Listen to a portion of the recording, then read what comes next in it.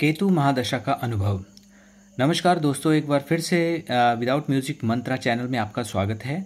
आज एक बार फिर से मैं केतु महादशा के से संबंधित कुछ जानकारी आपके समक्ष रखना चाहता हूँ। एक क्लाइंट हैं अमित मिश्रा करके, उन्होंने मेरे को एक मेल कराया है और रिक्वेस्ट भी करी है कि मेरा एक्सपीरियंस आप लोगों के साथ मैं अपने चैनल पे शेयर करूं। तो आज उन्हीं की रिक्वेस्ट को देखते हुए केतु महादशा के संबंध में जो उनका एक्सपीरियंस रहा है लाइफ का, वो मैं आपके साथ शेयर करने वाला हूं। हालांकि मैंने इससे पहले केतु महादशा से संबंधित जो है 2 वीडियो ऑलरेडी अपलोड किए हुए हैं। यदि आपने नहीं देखे हैं तो मैं लिंक दे दूंगा डिस्क्रिप्शन में, आप उनको भी चेकआउट कर सकते हैं। और इससे पहले कि मैं केतु महादशा के बारे में बात करूं, एक बात एज यूजुअल जैसे मैं बोलता हूं कि देखिए, कोई भी ग्रह है, चाहे वो पाप ग्रह शनि केतु राहु हो या शुभ ग्रह जैसे बृहस्पति हो, इस तरह के यदि शुभ ग्रह भी हो तो वो आपकी कुंडली में ये ज़रूरी नहीं है, आपके चार्ट को देखना पड़ता है। ये ज़रूरी नहीं है कि यदि शुभ ग्रह है तो वो शुभ फल ही देगा या अशुभ ग्रह है तो वो अशुभ ग्रह मतलब अशुभ फल देगा। यानी कि इसका कारक ये देखना पड़ता है चार्ट के हिसाब से कि वो आपके लिए कारक है या मारक है, यानी कि आपको वो शुभ फल प्रदान करेगा या कहीं ना कहीं ज़िंदगी में आपकी दिक्कतें ही बढ़ाएगा। तो अमित मिश्रा जी ने जो अपनी स्टोरी, जो अपनी एक जर्नी थी, उनकी लाइफ का एक ऐसा पीरियड था, उसको शेयर किया हुआ है। तो इनका मानना ये है कि केतु महादशा के दौरान इन्होंने काफ़ी स्ट्रगल किया है। हालांकि ये हर किसी की कुंडली में डिफरेंट रिजल्ट देता है, लेकिन फिर भी अगर आप देखें तो जो मैंने वीडियोस बनाए हुए हैं उनमें भी मैंने कुछ एक एक्सपीरियंस के बारे में एलैबोरेट करा हुआ है। और इसके अलावा कुछ एक जनरल आप मान सकते हैं कि वो रिजल्ट तो हर किसी को झेलने ही पड़ते हैं केतु की महादशा के दौरान।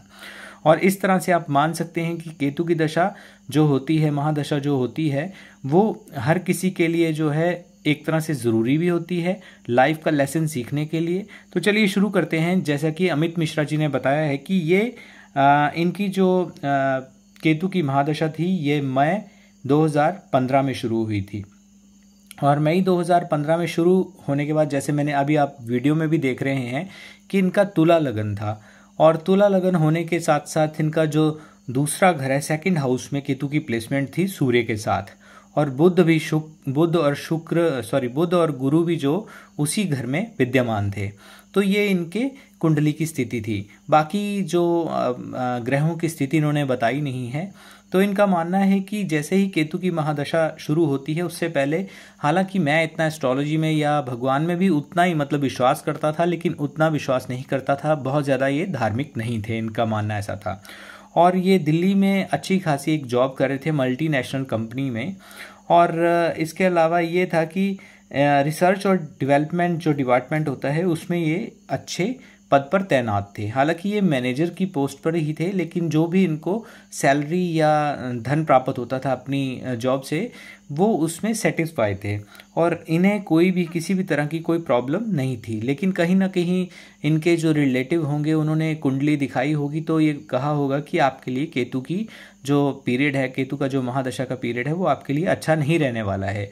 लेकिन इनका मानना था कि मैंने कभी इतना ध्यान नहीं दिया और मैंने यही समझा कि नॉर्मल पीरियड जैसा मैं अपने कर्म की तरफ मैं ध्यान दूंगा। यानी कि मुझे ये देखने की कोई आवश्यकता नहीं है कि क्या होगा जब भगवान या मेरा कर्म मेरे साथ में है, तो मेरे साथ कुछ भी बुरा नहीं होने वाला है। इनको इसका आइडिया नहीं था और इनकी एज यूजुअल जैसे जॉब चल रही थी। और जॉब चलने के दौरान जैसे इनका मानना है कि जो पहला मेरे ऊपर एक तरह से बॉम्ब गिरा है केतु की महादशा में, वो ये गिरा है कि मेरा जो ट्रांसफ़र हो गया। और ट्रांसफ़र जो है इनका हेड ऑफिस में हो जाता है और अपने नेटिव प्लेस को इनको, जो जहाँ पे ये पहले जॉब कर रहे थे, वहाँ से इनको अपने हेड ऑफिस में जाकर ज्वाइनिंग देनी पड़ती है, जहाँ पे इनका जो जॉब प्रोफाइल है पूरी तरह से इनका चेंज हो जाता है जॉब प्रोफाइल। और प्रमोशन भी इनको मिलती है, कहीं ना कहीं इनका सैलरी हाइक भी होता है, सैलरी भी बढ़ती है, तो इनको कोई दिक्कत नहीं हुई। यानी कि इनका बोलना है कि इन्होंने उस चीज़ को भी एक पॉजिटिव मैनर में लिया। पॉजिटिव ही लेता है व्यक्ति जब सब कुछ, सैलरी भी बढ़ रही हो। और हालांकि ये 40-50 किलोमीटर का इनका जो डिस्टेंस था वो बढ़ा, लेकिन उसको इन्होंने हल्के में लिया। और उसके बाद ये वहाँ पे जाते हैं। वहाँ पे इनका सब कुछ ठीक ठाक चल रहा था। इनका मानना है कि वहाँ पे इनके जो इमीडिएट बॉस थे उनके साथ भी इनका अच्छा बिहेवियर भी था और अच्छे संबंध थे।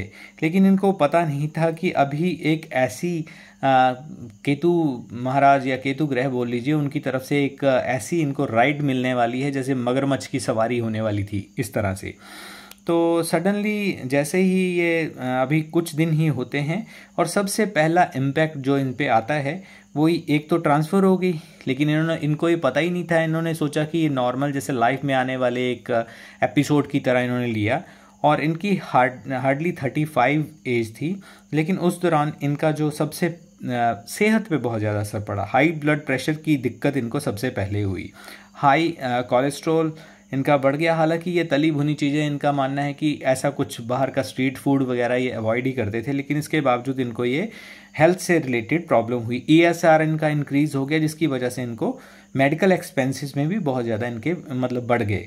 और मेडिकल एक्सपेंसेस एक टाइम पे इन्होंने कहा कि इतने ज़्यादा बढ़ गए कि अच्छी सैलरी होने के बावजूद भी ये कुछ भी सेव नहीं कर पाते थे। इस तरह से 1 साल का पीरियड इनका लगभग चलता रहा। समहाउ इन्होंने जो भी पैसे भी खर्च करने पड़े, मल्टीपल डॉक्टर्स के पास जाके इनको जो भी टेस्ट वगैरह बताए होते हैं डॉक्टर, उनकी सलाह पे इन्होंने टेस्ट वगैरह भी करवाए। और 1 सवा साल का पीरियड जो था वो ऐसे ही निकल गया। और उसके बाद जैसे ही इनकी थोड़ी सी सेहत ठीक हुई और इनको लगा कि मैं अब रिकवर कर लिया हूँ, तो इन्होंने जिम भी ज्वाइन किया और अपनी बॉडी की शेप जो है टोटली चेंज कर दी। जो भी थोड़ा सा उनका बोलना है कि जैसे फैटीनेस आ गई थी मेरी बॉडी में या उस कोई भी दिक्कत थी, तो मैंने एक तरह से जिम ज्वाइन करके अपने बॉडी को पूरी शेप में ये ले आए। लेकिन अभी इनको पता नहीं था कि आगे क्या होने वाला है। सेकंड बॉम्ब ये कहते हैं कि मेरे रिलेशन धीरे धीरे जो कोलीग्स के साथ बिगड़ने लगे। यानी कि कोई भी मुझसे ढंग से बात नहीं करता था। मुझे समझ ही नहीं आता था कि मेरे साथ हो क्या रहा है। यानी कि ये नॉर्मल बात भी करते थे तो इन पे जो है एक तरह से ब्लेम लगना, या वो चीज़ जो इन्होंने की नहीं होती थी उस चीज़ के लिए इनको अपने बॉस से और अपने कोलीग से सुनना, जो ऐसे मतलब अपशब्द सुनने पड़ते थे।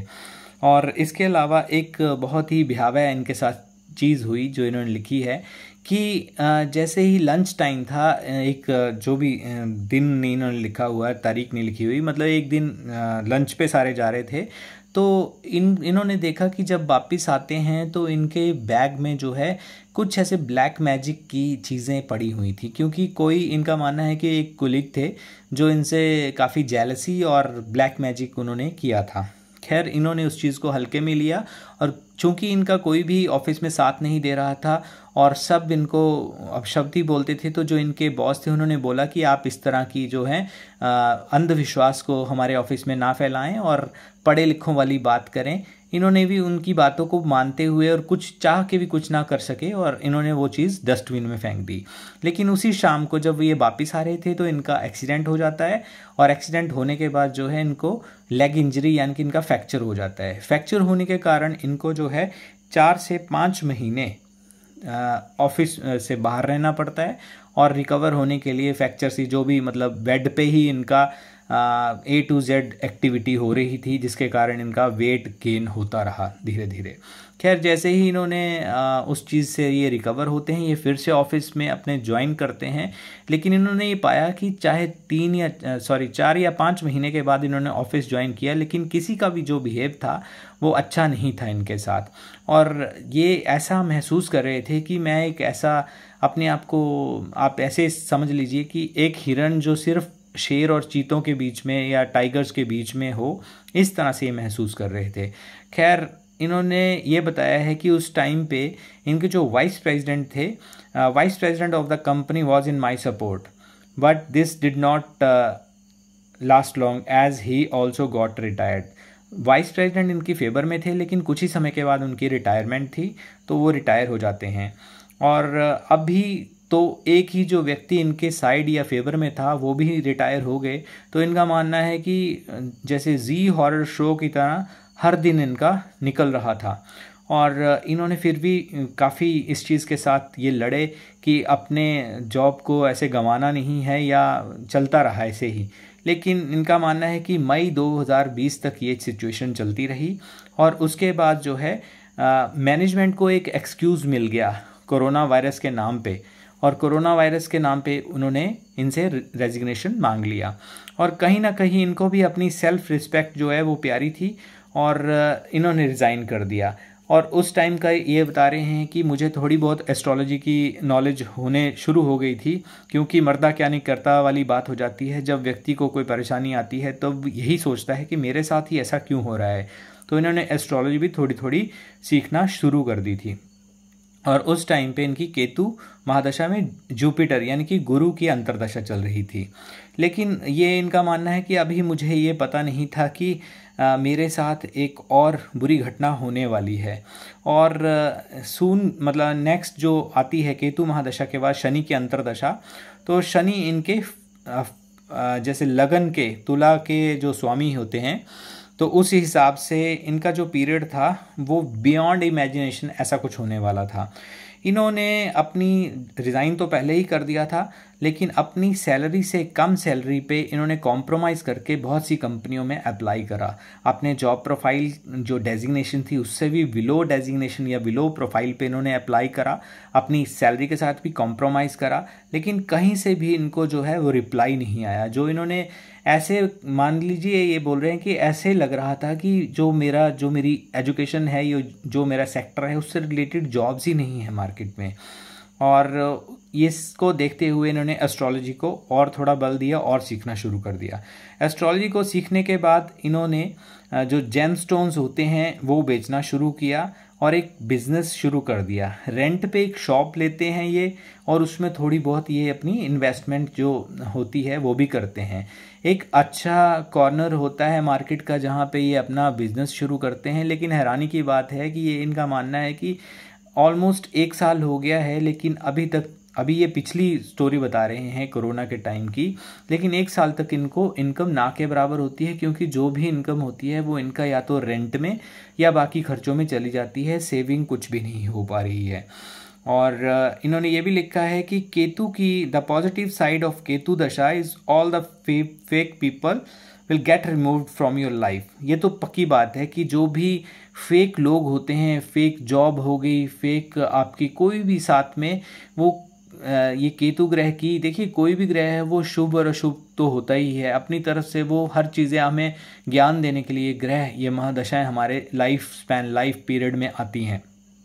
तो जो भी ऐसे फेक लोग होते हैं, फेक प्रोफाइल होते हैं, जॉब हो गई, कुछ भी हो गया, वो उसको एक इंसान के आगे रख लेते हैं कि देख लीजिए जिसपे आप बहुत ज़्यादा यकीन करते हैं वो ये हैं आपके, उनकी सच्चाई ये है। तो एक तरह से प्रदर्शित करते हैं केतु ग्रह ऐसे लोगों को, ऐसी सिचुएशन को आपके सामने। और इनका मानना है कि आप केतु महादशा में जो है मंदिर जाना या स्पिरिचुअल अपने आप हो जाइएगा। अदरवाइज़ मंदिर जाएंगे तो बेटर है, अदरवाइज़ केतु अपने पे आ जाए तो पहुंचाएगा वो आपको मंदिर ही, लेकिन वो मंदिर के सामने आपको कटोरा लेके भी बिठा सकता है। इसके अलावा नेगेटिव साइड इन्होंने बोली है कि इस दशा के दौरान आप कितना भी अच्छा कर लीजिए, लेकिन दूसरा जो है वो समझ नहीं पाता है कि मतलब मेरे लिए अच्छा किया हुआ है, और आपका जो भी अच्छा किया हुआ है वो पानी हो जाता है, और वो आप ultimately at the end of the day आपकी पीठ में छुरा ही घूमता है। और आपको एक तरह से ये विश्वास हो जाता है कि इस धरती पे जो है वो भगवान नहीं है। आपके हर तरफ जो है दुश्मन ही बनते चले जाते हैं, चाहे आप प्रोफेशनल एंड की बात कर लीजिए या फैमिली एंड पे बात करें। घर परिवार में आपकी बनती नहीं है। यदि आप मैरिड हैं तो आपके घर में हस्बैंड या वाइफ के बीच में भी काफ़ी जो एक डिफरेंस और रिलेशंस ख़राब होने की स्थिति आ जाती है। और इन्होंने ये भी अपने एक्सपीरियंस से लिखा है कि मैंने अपनी जॉब को रिस्क में डालते हुए कई बार दूसरों की मदद की है, लेकिन आप ऐसा बिल्कुल ना कीजिएगा, क्योंकि अपनी जॉब को रिस्क में डाल के दूसरों की हेल्प करना और बाद में वही लोग आपकी या तो पीठ में छुरा घोंपें या आपके वो उस चीज़ को उनको पता ही नहीं है कि वो आप उनकी हेल्प कर रहे हैं और आपके ही विरुद्ध वो चीज़ कर रहे हैं। तो इससे बेटर है कि आप अपना ही देखें, थोड़े स्वार्थी बन जाएं इस टाइम पे और भगवान की शरण में जाएं। और इन्होंने ये भी कहा कि मैं काफ़ी बड़े एस्ट्रोलॉजर के पास भी गया, उनसे अपॉइंटमेंट्स ली, लेकिन मैंने सारा अपना मनी जो है वो वेस्ट ही किया है। और Ketu will only harm you and you do what you do. चाहे आप कितना भी अच्छा कर लीजिए, लेकिन at the end of the day आपको मटेरियलिस्टिक वर्ल्ड या अच्छी जॉब या अच्छी पदोन्नति जो होती है उनसे ये दूर ले जाता है। तो ये इनका एक्सपीरियंस था। आई होप कि आपको ये वीडियो अच्छा लगा होगा। ये चीज़ें होती हैं केतु के पीरियड में, महादशा में। और यदि कोई ऐसे कहते हैं, बहुत से ऐसे कमेंट्स के बार आते हैं कि हमारा तो जी अच्छा मतलब ऐसा इतना बुरा तो हमारे साथ हुआ नहीं है बहुत, लेकिन तो वो लोग लकी हैं एक तरह से। आप इस दशा को भाग्यशाली भी मान सकते हैं और अभाग्यशाली भी मान सकते हैं। देखिए, जिनके साथ तो बुरा होता है उनके लिए ये पीरियड बहुत बुरा जाता है, और उनके लिए वो अनलकी पीरियड या अभाग्यशाली पीरियड है। और एक तरह से अगर आप बोलें कि ये भाग्यशाली पीरियड भी है, आप बोलेंगे कि कैसी बात कर रहे हैं, एक साइड आप बोल रहे हैं कि भाग्यशाली और एक साइड बोल रहे हैं कि लकी अनलकी। तो देखिए, लकी उनके लिए है जो ज़िंदगी की सच्चाई को समझना चाहते हैं कि कौन मेरे साथ हैं, कौन मेरे अपने हैं, कौन मेरे पराए हैं। स्वतः ही आपको कुछ करने की ज़रूरत नहीं पड़ेगी। ये जो टाइम पीरियड होगा, इसमें एक तरह से शीशे की तरह जैसे सामने आ जाएंगे वो लोग जो आपके अपने नहीं हैं, चाहे वो आपके कोई भी हों, भाई बहन सगे संबंधी कोई भी हैं, वो आपके सामने आ जाएंगे। आपको खुद ब खुद पता लग जाएगा कि क्या सच्चाई है। तो आई होप कि आपको ये वीडियो अच्छा लगा होगा। चैनल को सब्सक्राइब ज़रूर करें और वीडियो को फैमिली और फ्रेंड्स के साथ शेयर करें। ये था आज का वीडियो जो अमित मिश्रा दिल्ली से जो हैं उन्होंने ये भेजा था। आई होप कि आपकी वीडियो अच्छा लगा होगा। आज के वीडियो में बस इतना ही। धन्यवाद।